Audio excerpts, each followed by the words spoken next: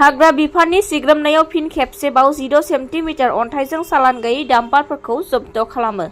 अदालगुरि जिल्लानि माजबाद ओनसोलारि हाग्रा बिफाना फिन खेबसेबाव 10 सेन्टिमिटार अन्थाइफोरजों आबुं डाम्पारफोरखौ जब्द खालामो। अदालगुरि जिल्ला हाग्रा बिफाननि DFO मुस्ताफा आली आहमेदनि आन्दोनि खौरांखौ बिथा खालामनानै माजबाद ओनसोलारि हाग्रा मावख'नि हाग्रा मावफारियाफोरनि मोनसे हानजाया मोनायाव अदालगुरि जिल्लानि रौता ओनसोलाव सालान गैयै डाम्पारफोरखौ नागिरना दिहुनदों।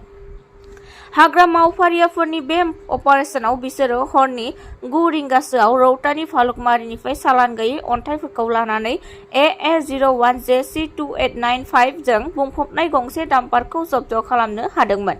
उनाव हाग्रा मावथिफोरनि मोनसे हानजाया जब्द खालामनाय डाम्पाराव मोन 10 सेन्टिमिटार अन्थाइजों लोगोसे डाम्पारखौ हरनि 10 रिंगायाव माजबाद ओनसोलारि हाग्रा बिफाननि मावख'आव लाबोदोंमोन।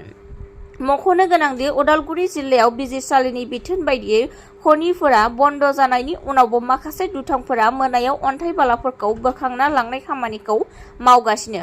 आथिखालाव जब्द खालामनाय अन्थाइजों बुंफबनाय डाम्पारखौ माजबाद ओनसोलारि हाग्रा मावख'आव दोननाय जादों होनना बिट अफिसार मिन्टु बर'आ फोरमायदों। माजबादनिफ्राय जतिन नाथनि रिपर्ट NBT लाइभ।